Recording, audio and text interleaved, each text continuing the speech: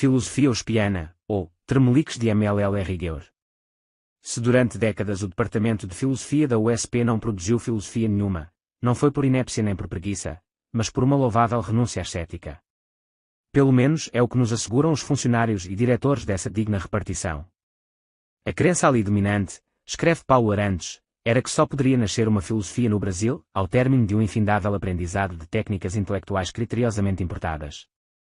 Mais urgente do que filosofar, era portanto seguir os debates que se travavam nos grandes centros produtores de cultura filosófica. Mas seguir, nesse contexto, não significava apenas manter-se informado, significava tomar o padrão europeu do dia como norma de aferição do valor e da importância do pensamento local.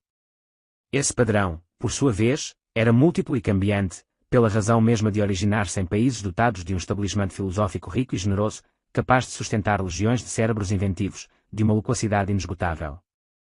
Nessas condições, qualquer atividade filosófica que pretendesse ser algo mais do que mera expressão de idiosincrasias pessoais tinha de submeter-se a uma sucessão de peneiras mentais diferentes e mutuamente contraditórias, cujo número crescia em progressão geométrica à medida que novas teorias, vindas de qualquer lugar do mundo, sugerissem novos tipos e modalidades de objeções possíveis, por disparatadas que fossem. E esta exigência não era vista ali como um meio de aperfeiçoar a filosofia existente, mas como um requisito preliminar para que uma ideia filosófica nascente chegasse a merecer a atenção do Tribunal Universitário Paulista, autocolocado assim numa altura inacessível a qualquer clamor humano. Naturalmente o corpo docente da instituição tinha plena liberdade de selecionar as peneiras, superpô-las, trocá-las ou fundi-las, conforme o que lhe parecesse necessário, no momento, para provar que não podia existir vida filosófica inteligente fora do departamento. O aspirante a filósofo a quem acontecesse a infeliz ideia de confiar-se ao julgamento da USP era assim submetido a um massacre entre os dedos de ferro de um superego europeu que, sob a carranca solene do rigor, la rigueur, ocultava o coração instável e caprichoso de uma deusa histérica na menopausa. O nome dessa deusa é moda. La rigueur de la mode, meus amigos, exigiria que René Descartes tivesse prontas as objections et réponses antes mesmo de redigir as Meditations, e que, de modo geral, as segundas edições, corrigidas e aumentadas, fossem publicadas antes das primeiras. Imaginando ou fingindo preservar a mente brasileira dos riscos de uma independência prematura, o que os maitres a pensar da USP fizeram foi apenas incentivar a prática generalizada do aborto filosófico preventivo. Não espanta que, por 4 décadas, o rigor uspiano, pesando sobre as consciências como o olhar temível de um malévolo guardião do portal, não produzisse outro resultado senão o rigor mortis de uma filosofia que poderia ter sido e que não foi. É preciso escrever mal como Paulo Arantes para captar em palavras o espírito da coisa. Que esperança se poderia ter na eclosão futura de uma filosofia que, para nascer, devesse aguardar preliminarmente o término do infindável? Que os próprios sacerdotes do culto uspiano desistissem de tornar-se filósofos para acomodar-se no posto de historiadores da filosofia, ou de meros filosofantes, seja movidos pela modéstia ou pela covardia, é coisa que só a eles diz respeito. Que fizessem porém da sua opção um modelo obrigatório de toda a honestidade intelectual, repelindo a priori tudo mais como ousadia leviana, só poderia dar no que deu, na inibição paralítica de uma filosofia cronicamente adiada, que agora jaz diante de nós como o cadáver de uma velha virgem sem virtude. E quando, a título de exemplo, comparamos o fruto seco de 4 décadas de rigor uspiano à riqueza da descendência deixada por um único professor universitário, José Ortega y Gasset, no mundo de fala hispânica, não podemos deixar de sentir a diferença patética de tonus vital entre a pujança do estímulo dado por Ortega a seus alunos e sucessores em uma dezena de países, e a sombria carga de exigências paralisantes que, somada a um estilo pesado e pedantesco no escrever, é o essencial da contribuição deixada por todo aquele exército de professores que o povo paulista estipendiou para que o ensinassem a filosofar.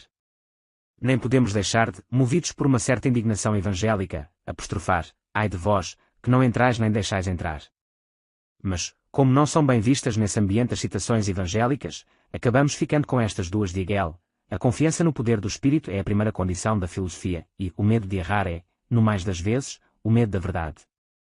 Curiosamente, a esterilidade do departamento não minou o seu prestígio, mas antes o fortaleceu, por efeito daquele mecanismo psicológico bem conhecido, segundo o qual os homens menos admiram quem sabe fazer alguma coisa do que temem aquele que os pode impedir de fazê-la. O poder de dar a vida é, de fato, menos temível que o de tirá-la. Mas há 3 traços peculiares do projeto filosófico uspiano que o tornam ainda mais repulsivo. Primeiro, ele não passou de uma transposição rasa, maquinal e crítica das regras de uma determinada política econômica à esfera da atividade intelectual. O critério dominante a que se refere Arantes copiava apenas a substituição de importações, a forma oficial de desenvolvimento econômico desde JK até Era Goulart, precisamente o período heroico da USP. Na época, a analogia, por mais rasteira, deve ter parecido verossímil, Se a coisa funcionava para a fabricação de rádios de pilha e camisolas de nylon, devia funcionar também no terreno da inspiração filosófica. Em segundo lugar, o projeto fundava-se, talvez inconscientemente, na ideia hegeliana e marxista do salto qualitativo, a transformação da quantidade em qualidade, a acumulação de conhecimentos eruditos de história da filosofia faria nascer uma filosofia original, o acúmulo de inibições se converteria subitamente numa centelha de libertação. Ninguém se lembrou de obstar que a ideia estava ali mal interpretada, que o salto qualitativo, por exemplo da água para o vapor sob a temperatura crescente, só opera uma mudança de estado, não de natureza. Nenhuma acumulação de calor transformará a água em vinho do Porto, ou a inibição erudita em pensamento criador. Finalmente, a obrigação regulamentar de abarcar o mundo com as pernas, com que a empáfia e o pedantismo da USP inibiram e sufocaram inspirações filosóficas com a alegria feroz de um deus Saturno a devorar os filhos, sempre contrastou vergonhosamente com a estreiteza dos quadros de referência ideológicos que demarcam a produção intelectual dos próceres uspianos mesmos. Afinal, se absorveram toda a variedade de ideias do século XX, passeando pela psicanálise, pela fenomenologia, pelo existencialismo, pela filosofia analítica, etc., fizeram-no sempre com a prudente reserva de não se deixar contaminar muito profundamente, conservando sempre aberta uma válvula de segurança para um retorno de emergência ao ventre materno do marxismo, que era e continua sendo para essa gente o mais válido critério de última instância para o julgamento de tudo. Aos pombais as pombas voltam, já não diziam os versos da nossa infância. Façam o que fizerem, andem por onde andarem, os cérebros os pianos estarão sempre girando em torno do valor, da alienação, do capital, e de todas aquelas palavras mágicas que, nascidas para a descrição de um fenómeno histórico local e passageiro, são infladas em seguida até se constituírem em chaves, princípios e critérios de ilimitado alcance ontológico, dos quais se pode esperar licitamente a explicação de tudo quanto existe sob o sol e acima dele, bem como dentro e em torno. As demais palavras, provenientes de outras filosofias, podem, é claro, ser usadas, mas apenas para ser anexadas e absorvidas por essas. Pode-se, por exemplo, falar de repressão sexual, mas só para associá-la à opressão capitalista, pode-se falar de jogos de linguagem, mas só para referi-los à estrutura do mercado, pode-se falar de eu transcendental, mas só para explicá-lo pela ideologia de classe. E assim por diante. Um filósofo uspiano tem portanto total liberdade de ir para onde queira, contanto que não rompa o cordão umbilical que o liga ao outro da Sra. Jenny Marx, nem Westphalen. Hugo de S. Vitor dizia que não se pode ensinar filosofia a um estudante que não se cura da nostalgia da cabana onde nasceu. Mas não é só nostalgia. José Arthur Gianotti, ao ver a revoada de seus colegas em fuga da universidade para os mais altos galhos da administração federal, observou o quanto era fraca, neles, a vocação intelectual, e forte o apelo da ambição política e burocrática. Matou a charada: se eles acreditavam poder ensinar filosofia pelos métodos do Ministério da Indústria e do Comércio, é porque não eram, nunca foram filósofos, mas ministros, deputados, senadores e diretores de departamentos, temporariamente obrigados, pela exclusão forçada dos círculos do poder, a meditar em vez de agir. Entraram na filosofia a título de funcionários provisionados, à espera da nomeação para o cargo efetivo, bem longe de toda a especulação teorética. Resignaram-se à filosofia porque não podiam, sozinhos, dinamitar a ilha de Manhattan. Que pudesse nascer daí uma filosofia, miúda que fosse, era no mínimo uma esperança insensata. Não obstante, a Folha de S. Paulo, pela boca de seu articulista Fernando de Barros e Silva, informa-nos que a esperança insensata se concretizou, que do ventre de pedra do departamento nasceu um ser vivo, uma filosofia de verdade. Não. Mais que isso, nasceu a filosofia brasileira, a primeira e tão ansiada filosofia brasileira. É o que alardeia o caderno mais, em matéria de capa e 12, sim, 12, páginas, no seu número de 2 de abril, em tom de vanglória nacional que não exclui nem mesmo, literalmente, a exigência de que a Europa se curva ante o Brasil, santo Deus. É irresistível lembrar que a data de fechamento foi 1º de abril. Mais estranho ainda é o personagem a quem o jornal acredita o mais inverossímil dos partos. Trata-se de ninguém menos que José Arthur Gianotti em pessoa, sacerdote supremo e fanático de La Rigueur, acusado até mesmo por seus pares de submeter os alunos a uma verdadeira tirania metodológica. Terá Saturno começado a vomitar os filhos? Vamos com calma. A coisa não é bem assim. Primeiro o redator que assina a matéria baseia sua manchete no novo livro de Gianotti que ele mesmo não leu e reconhece nem ter cacife intelectual para compreender muito bem. Trata-se, portanto, daquele tipo de investimento que as volantes da loteria denominam aposta surpresa. Apesar disto, a manchete, enfim um filósofo brasileiro, vem com uma afirmação perentória, desacompanhada daquele ponto de interrogação que em casos tais é uma precaução pelo menos tão obrigatória quanto a camisinha em circunstâncias outras. Segundo Paulo Arantes, que também não leu o livro mas assegura ter cacife para adivinhá-lo pela história pregressa de Gianotti. Como se sabe, jamais falta cacife a certas pessoas para adivinhar o que quer que seja, diz que ele reflete apenas uma mudança de paradigma, do marxismo para as filosofias da linguagem. Um giro que não é próprio e exclusivo de Gianotti mas um fenómeno disseminado em toda a intelectualidade mundial. Terceiro, um pensador brasileiro que escapa da hegemonia mental do marxismo para cair na da filosofia da linguagem, sobretudo sem romper com a filiação marxista originária, não é, rigorosamente, novidade nenhuma, mas um evento rotineiro no panorama filosófico local. Para todos os intelectuais de mentalidade materialista, amoados com o marxismo, as alternativas padronizadas têm sido as filosofias da linguagem e o pragmatismo. Em última análise, mudança de paradigma quer dizer apenas troca de partido. Em suma, ninguém leu o livro, e só o que sabemos dele é o que nos dizem, no mais, Fernando de Barros e Silva, a favor, Arantes, contra, e o próprio Gianotti.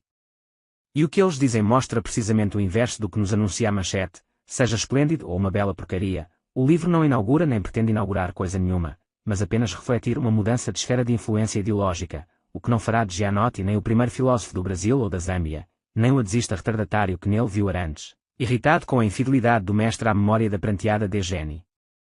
Seria, de fato, uma cruel ironia e um desrespeito para com seus alunos que o velho Saturno da Rua Maria Antonia, tendo sobrecarregado de obstáculos pedantes os esforços alheios no sentido de um pensamento independente, de repente se pusesse a pensar com a total desenvoltura de um filósofo original, soberano e crítico ante as fontes europeias e norte-americanas da moda, voando e bailando como uma libélula após ter amarrado toda a plateia nas poltronas. Gianotti não é capaz nem de tanta safadeza nem de tanta originalidade. Ele não fundou a filosofia no Brasil, mas também não atravancou o caminho alheio no intuito malicioso de furar a fila. O que quer que se pense desse homem, é manifesta a sua profunda sinceridade, a sua retidão quase obsessiva.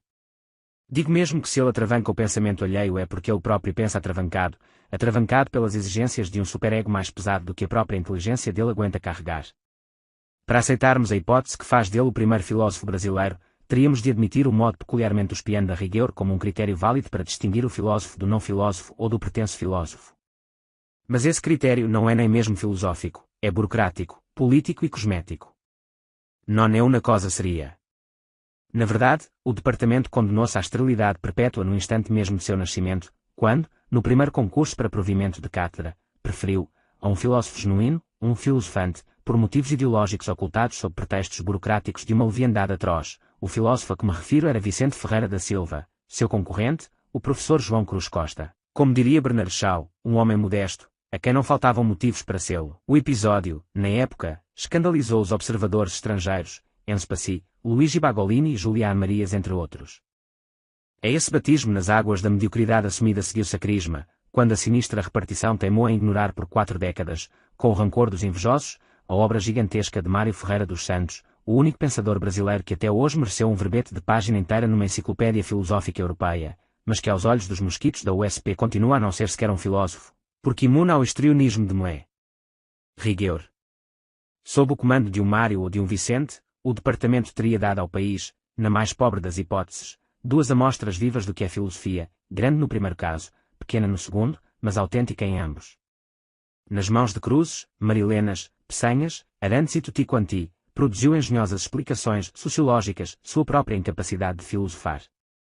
Pois agora essa gente, incapaz de distinguir um filósofo de uma lata de massa de tomates, mas firmemente decidida a nos provar que é impossível nascer algum neste país exceto per vaginam do departamento, só tem 2 alternativas, impingir-nos Gianotti como o Adão filosófico nacional ou, seguindo Arantes, desmascará-lo como um falso Messias. Para defender com pompa e rigor qualquer das 2 alternativas, já se viu, não é preciso sequer ter lido a Nova Filosofia. Mas Gianotti não é uma coisa nem a outra. É apenas um filósofo brasileiro, mais um, e não o maior deles. É também, ao contrário da maioria de seus colegas de departamento, um homem sincero e justo, que procura, tardiamente ou não, desvencilhar-se da pesada carga de entulho mental uspiano e pensar com a própria cabeça. O que me faz admirá-lo é precisamente que ele consiga ser um filósofo autêntico, seja grande ou pequeno, apesar de ainda carregar nas costas boa parte do fardo inútil de exigências extrafilosóficas e na verdade antifilosóficas que ele mesmo ajudou, talvez mais do que ninguém, a implantar na USP como um verdadeiro decálogo da procrastinação. Pois eu, que não tenho cacife para julgar o que não li, e às vezes nem o que li, em verdade vos digo com um saber de experiência feito, Gianotti não é o primeiro filósofo do Brasil, mas é o primeiro que sobrevive incólume à atmosfera esterilizante do Departamento de Filosofia da USP. Bem avaliadas as coisas, não é glória menor.